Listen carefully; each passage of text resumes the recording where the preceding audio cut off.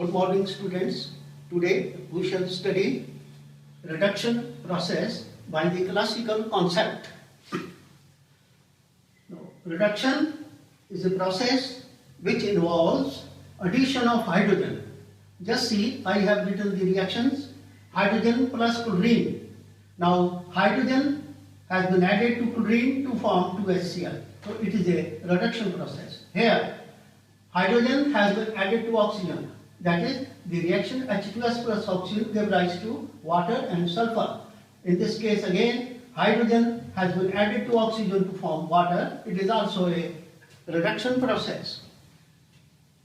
Second, addition of electropositive element. Here mercury is an electropositive element. HgCl2, when treated with mercury, we get Hg2Cl2. You see that mercury has been added to this mercury chloride to form Hg2Cl2. It is also a reduction process. Third, removal of oxygen. Consider this reaction. Copper oxide and hydrogen give rise to copper and water. Oxygen has been removed. Removal of oxygen from copper oxide to form copper and water. Removal of oxygen from ferric oxide to by aluminum to form Al2O3 and Rn. It is also a reduction process.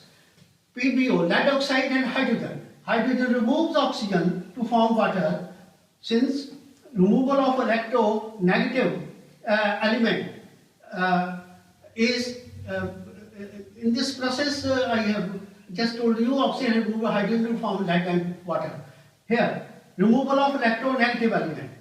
Cl is electronegative. When treated with hydrogen, we get HCl. FeCl3 changes to FeCl2. In this, another example, silicon tetrachloride with 4 sodium gave rise to silicon plus sodium chloride. Again, this electronegative element, Cl negative, has been removed to give us silicon. Decrease in the valency of an element. I have written this reaction, ferric chloride. The valency of Rn is 3. When treated with Rn, we get FeCl2. The valency of Rn has decreased from 3 to 2. So, it is also a reduction process. Thank you for watching.